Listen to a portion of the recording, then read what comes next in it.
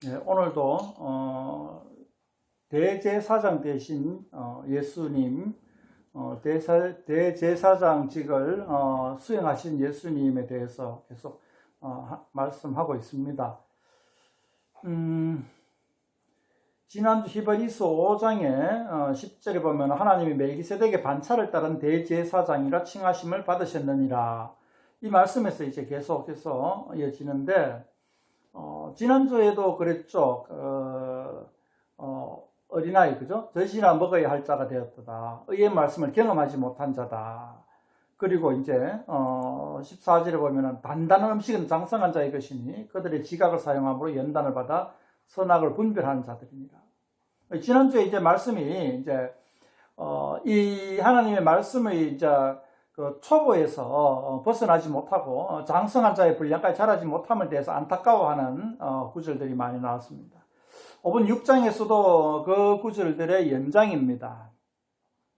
보면은 2절 후분절에 보면은 뭐뭐에 관한 교훈의 틀을 다시 닦지 말고 완전한 대로 나아갈지니라 이렇게 났습니다. 그러면 이제 뭐 그 초보는 뭐냐? 6장 1절 2절에 나오는데 이제 기초가 뭐냐? 초보라 하기는 기초가 뭐냐 하면은 이제 도의 초보라 했나? 초보라 합시다. 그리스도 도의 초보를 버리고 하고 이제 그 6장 1절에 나오잖아요. 그 초보가 뭐냐 하면은 죽은 행실을 회개함과 하나님께 대한 신앙과 세례들과 안수와 죽은 자의 부활과 영원한 심판에 관한 교훈의 터, 이것이 뭐냐 하면 이제 도의 초보다 말이죠. 이 도의 초보에 머무르지 말고 완전한 대로 나아갈지니라 이렇게 이야기하고 있습니다. 그런데 이제 우리는 이 말씀을 보면서 지금 굉장히 좀 당황스러워요. 저도 그렇고 우리 모든 그 대부분의 성도님들이 이 말씀을 보고 이제 많이 당황스러울 건데, 왜냐하면 사실 우리는 이 최소한 지금 우리 대한민국 성도님들은 굉장히 이 말, 좀 도의 초보에 관한 여기에 관한 것들에 대해서 우리는 굉장히 반복하고 목매어 있고 강조하고 그러거든요. 근데 그것이 이제 초보 단계다 이렇게 이제 이야기합니다. 히브리서기자는. 근데 뭐 이제 제가 볼 때는 이제 우리 대한민국 성도는 다 이 초보를 갖다 계속 반복하고 있었던 거예요. 더 완전한 대로 나아가려고 노력하지 아니하고 초보를 계속 그 기초를 닦는 데에만 계속 공을 들이고 있었단 말이에요. 제가 판단하기에 그 초등학교 과정을 평생을 걸쳐서 성도님들이 초등학교 과정을 계속 반복하는 과정이란 말이죠. 그래서 더 나아가지를 못한단 말이죠. 이제 1절에 보면은 죽은 행실을 회개함. 이거는 뭐냐 하면은 이 회개함은 그거예요. 교회 들어오기 전에, 교회 멤버가 되기 전에 입문 과정이에요. 입문 과정. 문을 여는 과정. 회개하는 거.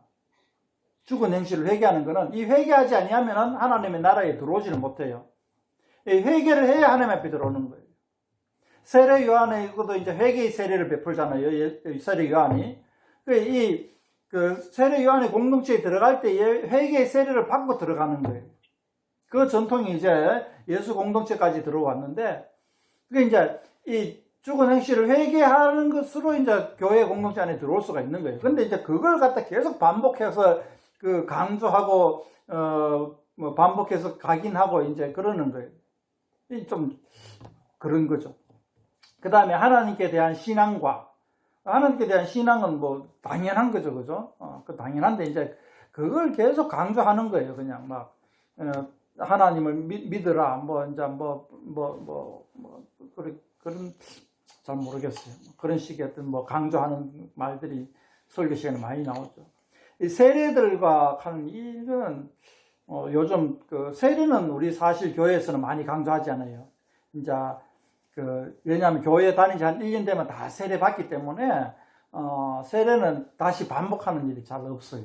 근데 초대교회 나오면 세례를 갖다 계속 반복적으로 강조했던 것 같아요. 그 다음에 안수라 하는 거는 그냥 뭐 지금 뭐 자세하게 이야기하기 좀 그런데 우리 한국 교회는 이제 안수가 이제 뭐 이렇게 이제 건강하지 못할 때에 병드는 분들에게 이제 안수를 함으로 이제 낫기를 원하고, 또 교회에서 무슨 직분을 받을 때 안수를 받기도 하고 뭐 여러 가지 이제 안수의 기능이 있는데 그런 안수하는 것으로서 이제 하나님의 은혜를 드리고 특별한 은혜를 드리는 그런 과정들인데 그것들도 이제 많이 뭐 강조하는 것 같아요. 우리 교회에서는 안수에 대해서 잘 안 가르쳐 주니까는 조금 아쉬움이 있는데요. 그 다음에 이제 죽은 자의 부활에 대한 신앙이 이제 기초에 해당되는 거예요. 그게 높은 자의 신앙이 아니고 부활에 대한 신앙이 아주 기초적인 거죠.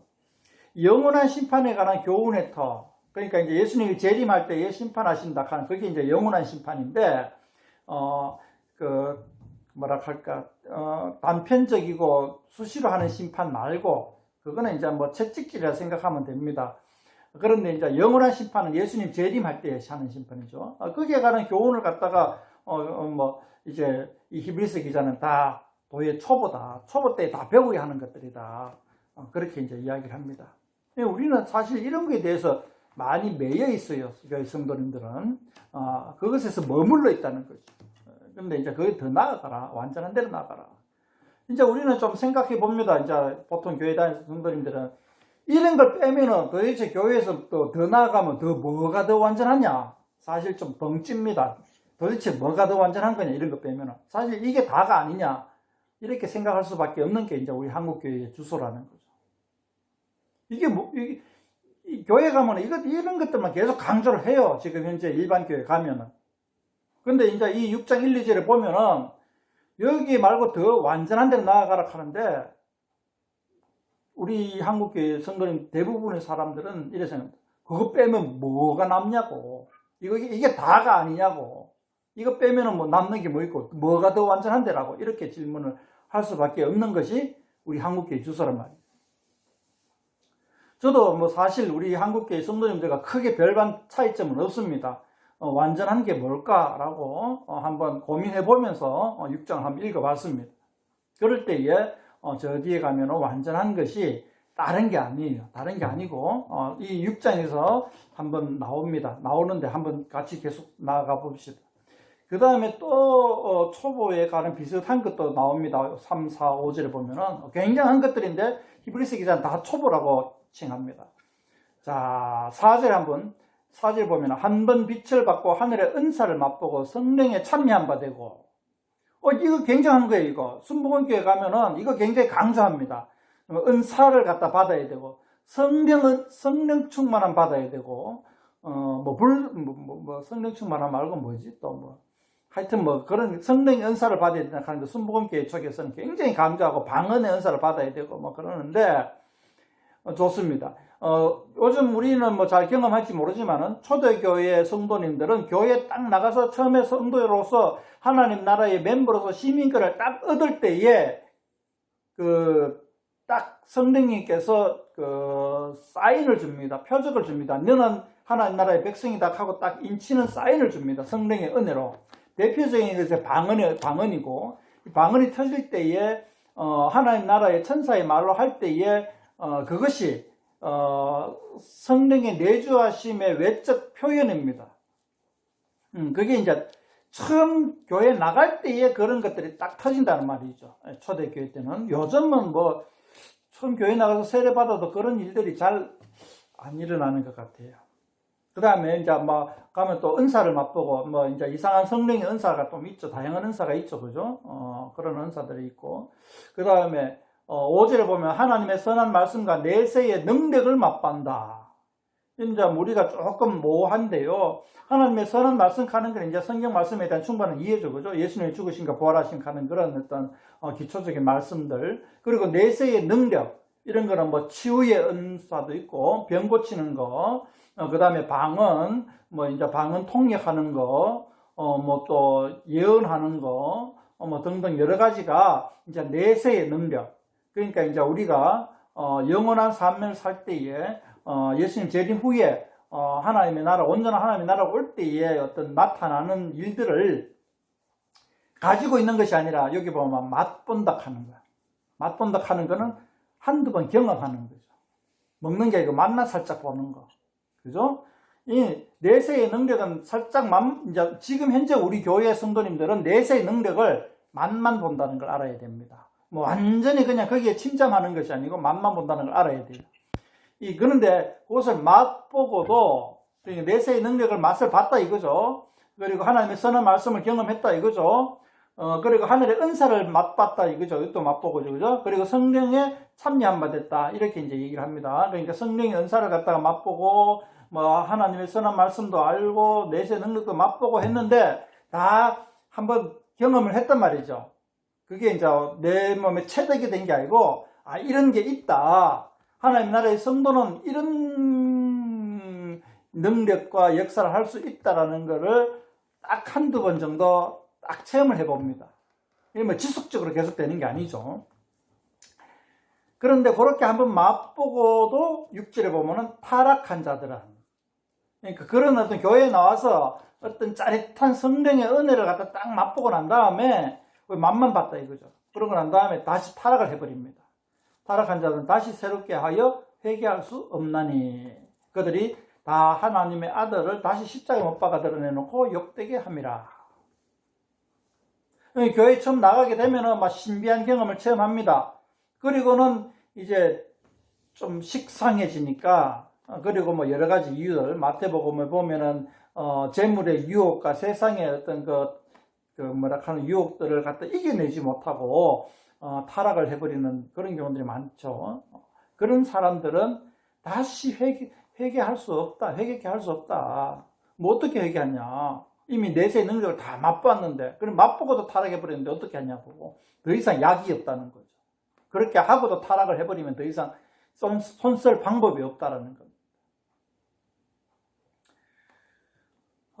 7, 8절은 뭐 읽어보면 아시는 말씀인데, 뭐 이제 뭐 땅이, 뭐 촉촉한 비를 받고도 채소 내면은 뭐 좋은 거고, 그렇게 하고도 막 가시에 엉겅퀴 내면은 막 땅을 싹 불살 질러 버리는 거죠. 그게 이제 18절 말씀인데, 자, 9절에 보면은 이 히브리서 기자는 또 이렇게 얘기합니다. 사랑하는 자들아, 우리가 이같이 말하나 너희에게는 이보다 더 좋은 것, 곧 구원에 속한 것이 있음을 확신하노라. 그러니까 이 히브리서 기자도 이 히브리서를 읽는 독자들의 수준에 대해서 지금 어떻게 정할지 조금 뭐라 할까, 약간 좀 확정하지 못하는 느낌을 받습니다. 그죠? 이 6장 1절에서 8절까지 이야기할 때에는 막 아직까지 어린아이 같이 취급을 해버립니다. 그죠? 어린아이 같은 사람들에게 막 꾸중하듯이 너희가 아직도 어린아이냐 그런 식으로 막 꾸중하는 듯이 이야기하다가 9절에 가니까는 실상은 너희가 요보단 좀 나은 수준 아니냐 뭐 이렇게 얘기합니다. 이게 뭐 달래는 말씀 같기도 하고 실상 듣는 사람들의 수준이 어느 정도인지 이제 약간 말씀의 수준을 높여야 될지 낮춰야 될지 히브리서 기자도 이제 조금 헷갈려하는 측면 뭐 이런 식으로 바라보면 되겠습니다. 그런 두 가지 측면이 있겠죠. 저도 이제 히브리서를 읽어보면서 좀 헷갈리는 거예요. 이 독자가 예루살렘 교회의 어떤 성도님들을 대상으로 하는지 예루살렘에 있는 믿지 아니하는 유대인들을 대상으로 하는지 이게 약간씩 헷갈리는 거예요. 내용들이 과연 대상이 누굴까? 그래서 이제 저는 나름대로 추정하기를 예루살렘 교회에 다니지만 예수님을 믿지만은 아직까지도 유대교의 전통에서 매여 있는 벗어나지 못하는 그런 사람들을 대상으로 하고 있다. 이렇게 한번 저는 가정을 해봤는데요. 6장 9절에 보니까 역시나 히브리서 기자도 이 좀 독자층의 수준을 갖다가 어떻게 설정할지 헷갈리는 거예요. 자, 10절에도 마찬가지 똑같은 말이 있습니다. 하나님은 불의하지 않아서 너희의 행위와 요거 참 중요합니다. 10절. 10절이 중요한데 한번 제가 읽을 테니까 한번 보십시오. 하나님은 불의하지 아니하사 너희 행위와 그의 이름을 위하여 나타낸 사랑으로 이미 성도를 섬긴 것과 이제도 섬기고 있는 것을 잊어버리지 아니하시느니라. 예. 요게 저는 요 말씀 10절부터 이제 11절까지 11절 한번 읽어보시고 우리가 간절히 원하는 것은 우리가 간절히 원하는 게 히브리서 기자가 저는 이제 사도 바울로 가정을 하는데요. 사도 바울이 간절히 원하는 건 뭐냐 하면은 너희 각 사람이 동일한 부지런함을 나타내 끝까지 소망의 풍성함에 이르러 12절까지 읽어야 되네요. 게으르지 아니하고 믿음과 오래 참음으로 말미암아 약속들을 기업으로 받는 자들을 본받는 자 되게 하려는 것이라. 자, 요거 10절, 11절, 12절이 제가 볼 때는 완전한 대로 2절에 완전한 대로 나아가는 거다 말이죠. 그러니까 초보에서 머물지 않고 완전한 대로 나아가는 게 뭐냐 하면은 사도 바울이 간절히 원하는 건데, 완전한 대로 나아가기를 간절히 바라는 건데, 그 간절히 바라는 게 뭐냐 하면은 각 사람이 부지런함을 나타내 끝까지 소망의 풍성함에 이르러 게으르지 않고 믿음과 오래 참음을 말미암아 약속들을 기업으로 받는 자들을 본받는 자 되게 하려는 것이다. 그죠? 맞는 거죠? 간절히 원하는 거. 그러니까 지금 현재는 아직까지 미치지 못하였는데 되기를 바라는, 예루살렘 교회 성도님들이 도달하기를 바라는 그 지경이 어디냐 하면은 약속을 기업으로 받는 자들을 본받는 자 되게 하려는 것이다.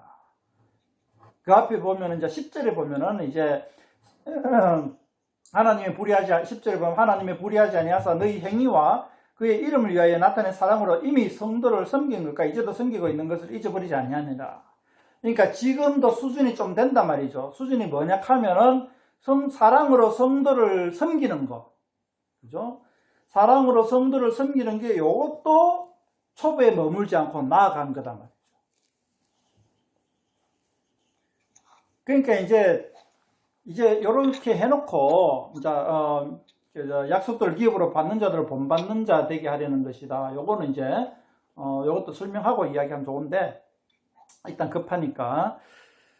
자, 우리는 이제 교회에서 도의 초보를 벗어버리는 게 뭐냐. 계속 성경 공부하면서, 계속 도의 초보를 공부하는 거예요. 성경 공부하면 이제 죽은 이제 회개하는 거. 사형리 공부하고, 그 다음에, 원투원 이런 거 하면서, 세례도 배우고, 안수도 배우고, 부활에도 배우고, 이제 재림 심판도 배우고, 여러 가지로 막 지식을 배웁니다. 그런데 그런 성경에 관한 지식을 배우는 거는 초보단 말이죠.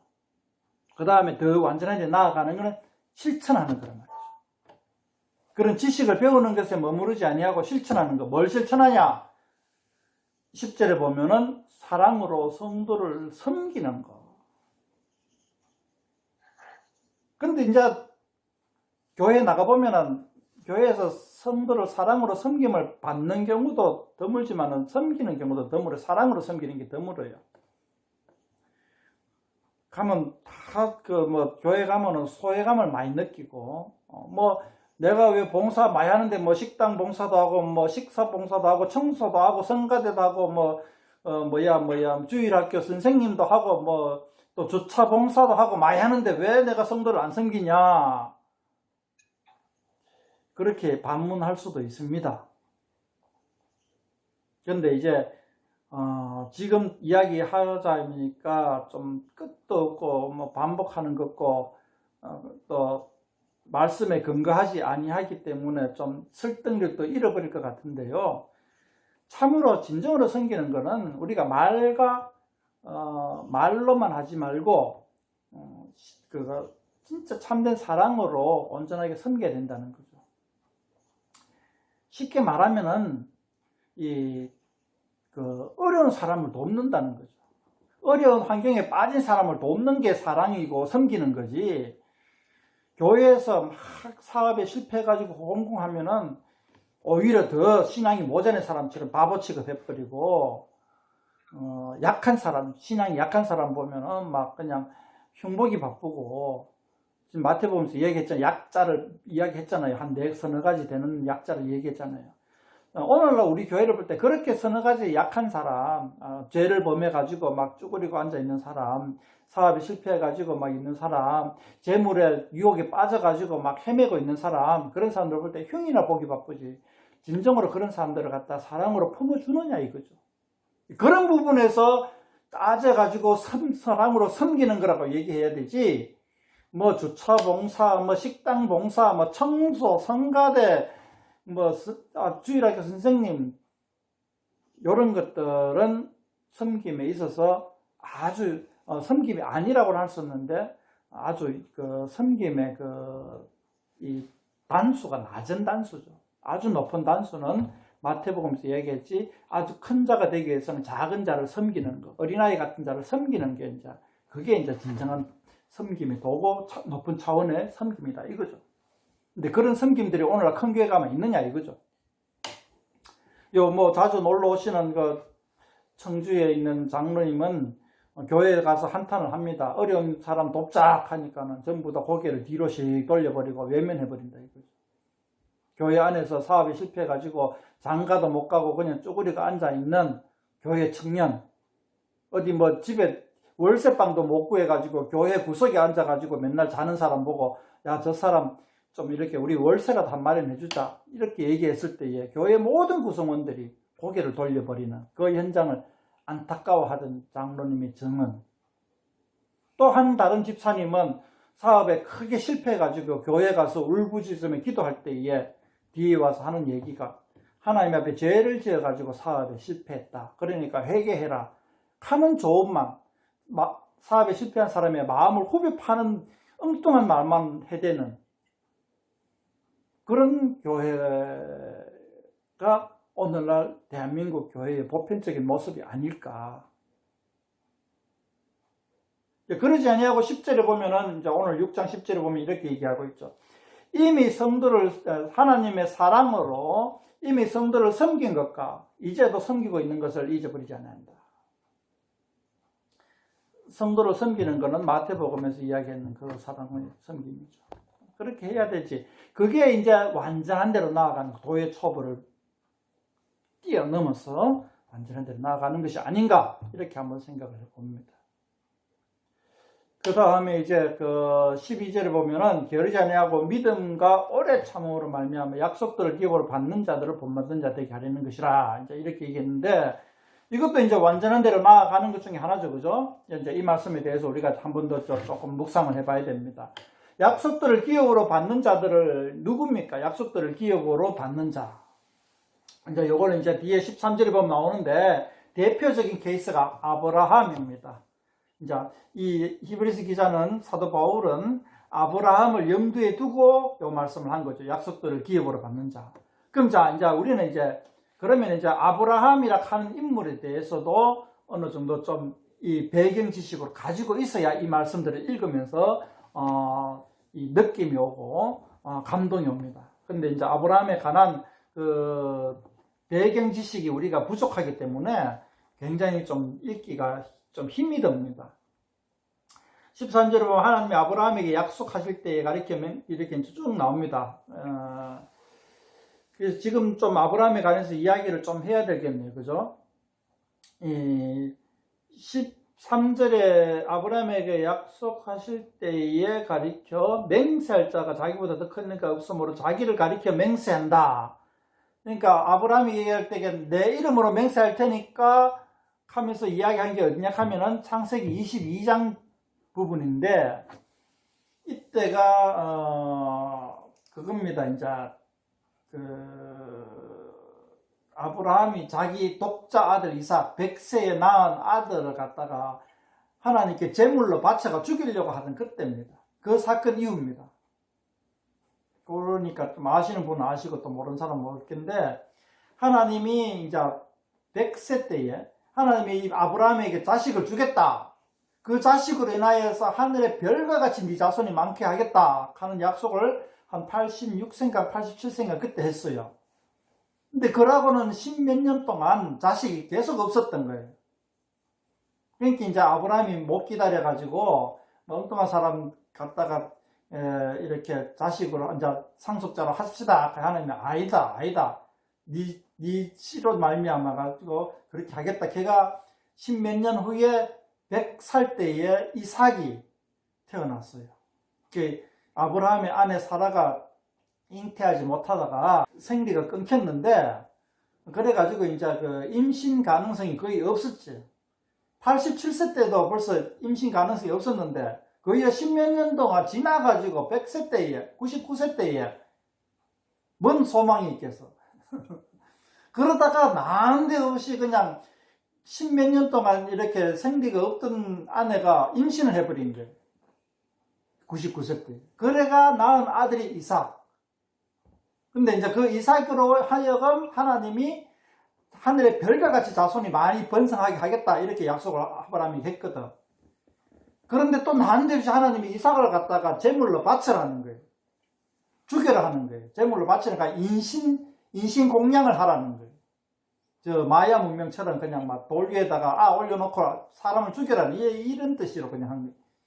염소 잡듯이 이삭을 죽여라 했는 거예요. 근데 이제 아브라함은 믿음이 있는 거예요. 이 이삭을 죽여도 하나님이 되살릴 것이라는 믿음이 있는 거예요. 이삭을 부활시켜 줄 것이라는 믿음이 있는 거예요. 왜냐하면 이삭을 통하여서 이 하늘의 별과 같이 자손이 많게 하겠다는 약속이 있기 때문입니다. 그래가지고 이제 이삭을 다시 살려주실 거라는 믿고 이삭을 죽이려고 했는데 하나님이 멈춰라. 그래가지고 다행히 인신 그 공양까지는 안 갖는 그런 사건이 일어나고 난 다음에 하나님이 아브라함에게 약속하신 거예요. 자기 이름을 걸고, 하나님이 자기 이름을 걸고 맹세하는 거예요. 그 장면이 이제 13절이 그 장면인 거예요. 그렇게 맹사에 그르되 14절에 내가 반드시 너에게 복주고 복주면 너를 번성하게 하고 번성하게 하리라. 15절 그러니까 아브라함이 이같이 오래 참아 약속을 받았느니라. 이제 이 사건을 갖다가 우리가 백그라운드 지식으로 가지고 있으면서 13, 14, 15절을 갖다가 읽고 그 다음에 이제 계속 읽어내가야 합니다. 16절에 보면은 사람들은 자기보다 더 큰 자를 가리켜 맹세하는 그들이 다투는 모든 일이 최후 확정이니라. 우리나라는 이 맹세하는 게 조금 약간 유대민족과 약간 전통이 다른 것 같아가지고 약간 헷갈려요. 17절에 하나님의 약속을 기업으로 받는 자들에게 그 뜻이 변하지 아니함을 충분히 나타내시려고 그 일을 맹세로 보정하신다니. 자, 17절 한번 다시 한번 꼼꼼하게 읽어봅시다. 하나님의 약속을 기업으로 받는 자들에게 누굽니까? 약속을 기업으로 받는 자들 누굽니까? 첫 번째는 아브라함이에요. 그죠? 근데 이제 예수님을 믿는 우리도 하나님의 약속을 기업으로 받는 자들인 거예요. 하나님의 나라를 상속받는 자들이 우리는. 이미 우리는 하나님의 나라에 들어온 사람들이고 하나님 나라의 백성이고 하나님 나라의 시민이고 하나님의 양자로 들어왔어요. 하나님의 나라에. 그걸 갖다가 17절에 하나님의 약속을 기업으로 받는 자들. 그러니까 하나님이 나라를 주겠다 하는 걸 갖다가 그러니까 나라가 기업이죠. 그러니까 약속으로 우리에게 주신 거죠. 니한테는 하나님 나라를 주겠다. 그러니까 우리식으로 말하면은 너는 천국에 들어간다. 천국에 합격하는 그런 어떤 것다 약속을 우리한테 줍니다. 예수님을 믿으면 너는 천국 간다. 그게 이제 요 17절 말씀을 하면은 약속을 기업으로 너한테 주겠다고 약속을 한 거죠, 하나님. 근데 그걸 갖다가 어떻게 보정하냐? 예수님이 하나님은 맹세를 했단 말이죠. 내 이름으로 맹세하니까 너는 확실히 천국에 들어간다. 이렇게 이제 맹세를 했단 말이죠. 그리고 보정까지 하는 거예요. 그러니까 맹세가 보정이죠. 맹세로 보정했다. 그런데 이 17절의 말씀이 이제 17절 보면은 이 맹세로 보정을 하셨다 하는 이 말씀이 사도 바울이 한 말이 아니고 시편 110장 4절에 하신 말씀입니다. 시편 110장 4절에 제가 한번 봅시다. 제가 읽겠으니까 뭐 찾으실 분 찾고 그냥 들으시면 됩니다. 한꺼번에 110편 4절에 보면 지난주에 계속 얘기한 거예요. 멜기세덱에 가는 이야기고 지난주에 110편에 대해서 이야기했기 때문에 자 110편 4절에 이렇게 되어 있습니다. 여호와는 맹세하고 변하지 아니하시리라. 이르시기를 너는 멜기세덱의 서열을 따라 영원한 제사장이라 하셨도다. 그러니까 이 맹세하고 변하지 아니하시리라 하는 요 110장 4절의 말씀 그대로 따가와가지고 6장 17절에 맹세로 보증했다. 이렇게 이제 얘기합니다. 뭘 보증했어요? 예수님에게 시편에서 뭘 맹세했냐 하면은 예수님이 대제사장이다. 멜기세덱의 반차는 대제사장이다. 너는 하나님 나의 우편에 앉아가지고 세상을 다스려야 된다. 이렇게 이제 맹세하셨다는 거죠. 이제 그렇게 해가지고 이제 보증을 하다고 이제 17절에 그렇게 이제 말씀을 하시고 18절에 보면 이는 하나님이 거짓말을 하실 수 없는 이 두 가지 변하지 못할 사실, 이게 뭐냐 하면은 맹세로 보증했다는 말이죠. 이 사실 가지고 우리에게 소망을 얻고 피난처를 찾은 우리에게 큰 안위를 받게 하려 했습니다. 그러니까 이제 우리가 이제 소망을 얻으려고 피난처를 어디로? 교회로 왔단 말이죠. 이제 우리 입장에서는 이게 조금 이해가 아니고 실감이 안 가는데, 그 히브리서 독자들 입장에 한번 돼 보십시오. 이 예루살렘 도시, 유대 민족이 엉망이 된 거예요. 로마 식민지가 돼가지고. 그러니까 우리나라가 일본 식민지 때처럼 엉망이 됐다고 생각하면 됩니다. 누구는 로마에 붙어가지고, 사도계파처럼 로마에 붙어가지고 막 하고 있고, 기득권을 누리고 있고, 누구는 독립운동 하다가 막 그냥 막 죽어 나가고 있고, 아마 히브리스가 뭐 좀 언제 읽혀진지 모르지만은 아마 막 한참 흉흉할 때일 거예요. 그럴 때 많은 사람들이 희망을 잃어버리는 거예요. 이 유대 민족에 대한 희망, 유대교에서 희망을 찾지를 못하는 거예요. 그리고 왕자왕 하다가 어디서 희망을 찾느냐? 예수교 공동체에서 찾는 거예요. 교회랑 가보자. 이 유대교에 가니까는 좀 마음에 안 든다. 그러니까 교회로 가보자. 예수교로 가보자. 이렇게 한 게 뭐냐 하면은 소망을 얻으려고 피난처를 찾은 우리 유대인들. 유대인들이 소망을 찾아가지고 교회로 왔단 말이에요. 그리고 피난처. 왜 피난처가 되냐 하면은 로마의 압제와 그 다음에 로마에 빌붙어 있는 친로마 사람들의 횡포, 그런 사람들 피해서 도망왔단 말이죠. 그러니까 우리나라 일제 때에 일본의 그 억압을 피해 가지고, 우리나라도 마찬가지였어요. 일제시대 때 교회가 피난처가 됐어요. 일본의 억압의 피난처가 됐어요. 왜 그러냐 하면은 이 교회는 미국 선교사님들, 서양 선교사님들이 와가지고 세웠단 말이죠. 우리나라의 독특한 케이스예요. 대부분의 식민지에서는 제국 그 땅을, 그 나라를 지배한 나라의 선교사가 들어와가지고 선교를 했어요. 스페인 식민지는 스페인 선교사가 들어왔고, 영국 식민지는 영국 선교사가 들어왔고, 뭐 그런 식이에요. 그런데 우리는 일본 식민지인데도 불구하고 미국 선교사가 들어온 거예요. 그러니까 이 교회는 미국의 영향권 아래에 있어가지고 일본 사람들이 교회는 마음대로 못 침범했어요. 자기 마음대로 못했단 말이죠. 그래가지고 일본의 압제를 피해가지고 이 교회로 찾아온 사람들이 꽤 많았어요. 독립운동한 사람들이 특히 교회로 많이 찾아왔어요. 그래가지고 이 독립운동에 굉장히 혁혁한 공을 세운 집단이 어디냐 하면은 교회 단체인데, 그 중에서도 YMCA가 이 독립운동에서 굉장히 구심점 역할을 했어요. 근데 오늘날 역사를 가르친 사람들이 이걸 안 가르쳐줘요. 왜냐하면 이 종교적으로 편향됐다 하면서 막 빼버려요. 그러면서 천도교의 역할을 막 집어넣어요.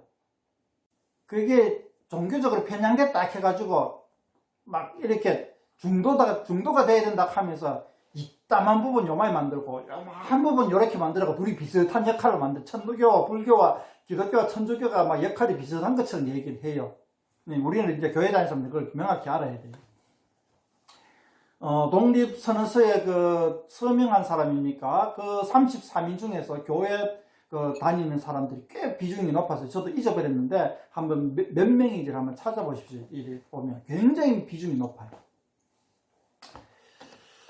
그리고 이제 그건 여담이었고, 이제 오늘 18절, 6장 18절의 말씀이 이제 소망을 얻으려고 피난처 찾은 우리에게 큰 안위를 받게 하려고 하나님이 뭐 하시냐 하면은 맹세로 보증했다.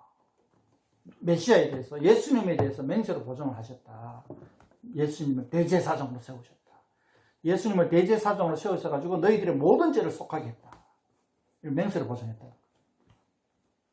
그러니까 어려운 환경 속에서 사실은 이 교회로 찾아온 사람들은 우리는 지금 알지 못하지만은 그걸 알아야 돼요. 자, 초대교회를 들어온 사람들은 첫 번째 해야 할 일이 뭐라 그랬습니까? 회개하는 거라 그랬잖아요. 그죠? 회개하려면 어떻게 돼요? 자기의 죄에 대해서 잘 알고 깨닫고 있어야 된다. 자기의 흉허물에 대해서. 그럼 자기의 흉허물에 대해서 잘 알고 있다는 것은 무엇이냐 하면은 자기의 흉허물에 대해서 안타까워한다는 거죠. 그러니까 자기의 흉허물에 대해서 안타까워하고 이거를 하나님 앞에 어떻게 해결할까? 이 죄된 몸뚱아리, 죄된 행실을 내가 하나님 앞에 뭔 낯짝으로 하나님 앞에 고개 들고 들어갈 수가 있느냐? 이거 어떻게 할까? 유대교회 가가지고 속죄제를 드리면서 해볼까? 뭐 별 생각을 하나님 앞에 해본단 말이죠. 세례 요한 공동체에 가가지고 회개 세례를 받는 사람들도 다 그런 입장, 그런 마인드예요. 그러니까 이제 좀 나중에 좀 한참 후의 얘기지만은 베드로의 설교를 듣고 유대인들이 하는 얘기가 뭐냐 하면은 우리가 어찌할꼬, 우리가 어찌해야 되느냐, 이 예수님을 십자가에 못 박은 우리의 죄를 어찌해야 우리가 하나님 앞에 해결을 받을까라고 이제 베드로에게 얘기합니다. 그 얘기가 사도행전을 보면 우리가 어찌해야 할까 이렇게 얘기합니다. 그 심정이 유대인들의 심정인 거죠. 자기의 죄를 깨달았는데 내가 이런 죄인 된 몸인데 이 죄를 어떻게 해결할까? 하나님 앞에 어떻게 해결하고 어떻게 하나님 앞에 바르게 서고 앞으로 어떻게 바른 인생을 살아갈 수 있을까에 대한 심각한 고민에 빠져 있는 사람들이 교회를 찾게 된 거예요. 단순히 삶의 안위를 위해서, 자기의 입신을 위해서, 자기의 야망을 위해서 교회에 들어온 게 아니라는 거죠. 근데 이제 우리 일제 때의 교회는 그런 회개하는 심정보다는 어떤 독립운동의 일환으로 교회 안으로 들어온 사람들이 꽤 있었어요. 독립운동을 더 잘하기 위해서 교회를 이용하는 사람들이 많았어요. 그게 이제 우리 대한민국 교회의 태생적 문제이기도 합니다. 그러니까 이 독립운동을 위해서 교회에 들어온 것이 하나의 교회의 본래의 모습에서 왜곡된 모습이 되어버렸단 말이죠. 그런 어떤 우리는 이제 태생적인 안타까움이 있어요, 한국교회는. 근데 이제 초대교회 때는 그런 모습보다는 아까 얘기한 것처럼 회개하는 심정으로 교회였단 말이죠. 왜냐하면 교회 오면 제일 먼저 회개시부터 시키거든. 그리고 진정한 회개가 있을 때에 성령이 비둘기처럼 내려오시거든. 그러면서 이제 세례를 받거든. 그게 초대교회의 전통이거든. 그러니까 회개함이 없으면 교회 안에 못 들어온다는 거죠. 근데 우리나라는 그런 게 없었는 거예요. 지금 현대교회는 그게 없어요. 회개하는 모습이 없어도 교회에 오기만 하면은 고개 빳빳하게 들고 더 잘난 척 하면서 외제차 끌고 그냥 아주 잘난 모습으로 오면 교회에서 대환영입니다. 근데 초대교회 때는 그런 모습으로 교회에 오는 게 아니라 회개하는 모습으로, 머리에 죄를 끼얹고 들어오는 모습으로 교회에 왔을 때 교회가 받아주는 거예요. 사실 이런 게 교회의 모습이 되어야 한다는 거죠. 자, 그렇게 교회에 찾아온 사람에게 하나님은 큰 안위를 받게 하려고 걱정하지 마라. 내가 예수님을 대제사장으로 세워가지고 영원한 속죄제를 드리게 했다. 그러니까 너희는 죄를 더 이상 걱정하지 마라. 이렇게 이제 하나님은 말씀하고 있는 거죠. 그게 18절에 큰 안위를 받게 하려 하심이라 하는 그 큰 안위가 그겁니다. 죄 문제는 잊어버려라. 교회에 들어온 이상, 예수님을 믿는 이상 죄 문제는 잊어버려라. 과거에 네가 부끄러운 짓 했는 거 다 잊어버려라. 이제부터 새로 출발하자. 그 말씀을 18절에서 하시는 겁니다. 19절에 보면 우리가 이 소망을 가지고 있는 것은 무슨 소망? 우리의 모든 죄 문제가 다 해결되었다. 이 소망을 가지고 있는 것은 영혼에 닦아서 튼튼하고 견고히 휘장 안에 들어가라니. 이 휘장은 이제 이야기했죠. 지성소와 성소를 맡고 있는 휘장이죠. 그죠? 그러니까 우리가 지성소로 들어간다는 겁니다. 상상도 못하는 거예요. 1년에 딱 한 번 대제사장이 부들부들 떨면서 자기의 속죄제를 드리고 방울 메고 밧줄 메고 지성소 안에 들어가 제사장도 아닌 일반 우리가 들어가 버린단 말이죠. 어떻게 들어가요? 예수님이 대제사장이 되어가지고 그 휘장을 찢어버렸기 때문에. 왜냐면 이제 우리는 지성소 안이라고 하면 하나님 앞에 하나님 앞에 선다는 얘기입니다. 하나님 앞에 당당히 설 수 있는 존재가 되었다는 겁니다. 20절에 보면은 예수께서 멜기세덱의 반차를 따라 영원히 대제사장이 되어 우리를 위하여 들어가셨기 때문에 예수님이 지성소로 들어가시기 때문에 우리가 휘장 안에 들어갈 수 있다. 이렇게 이제 19절, 20절에 이야기하고 있습니다.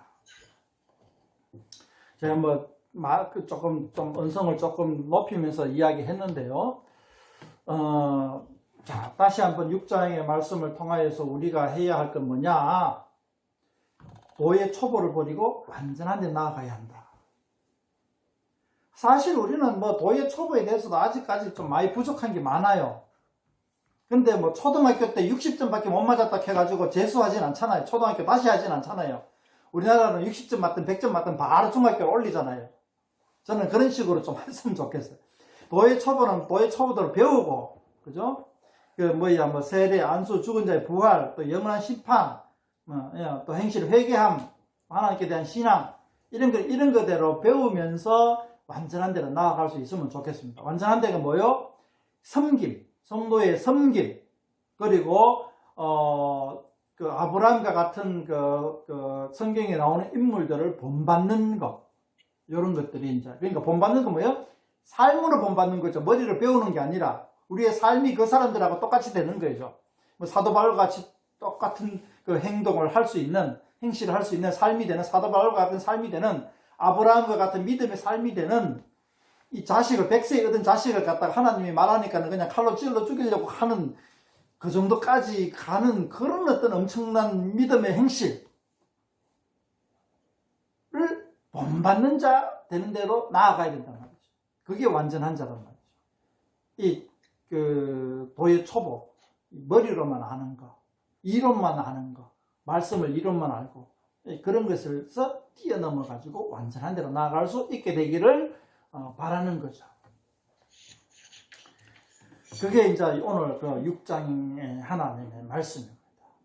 완전한 대로 나아갈 때에는 이제 우리가 마지막 절에 보면은 16장 마지막 절을 보면은 이 죄 문제에 얽혀 있지 마라. 예수님이 이미 우리가 죄의 사슬을 다 끊어버렸기 때문에 죄 문제에 얽혀 있지 말고 오히려 성도를 섬기고, 다음에 아브라함과 같은 존재를 갖다가 본받는 자.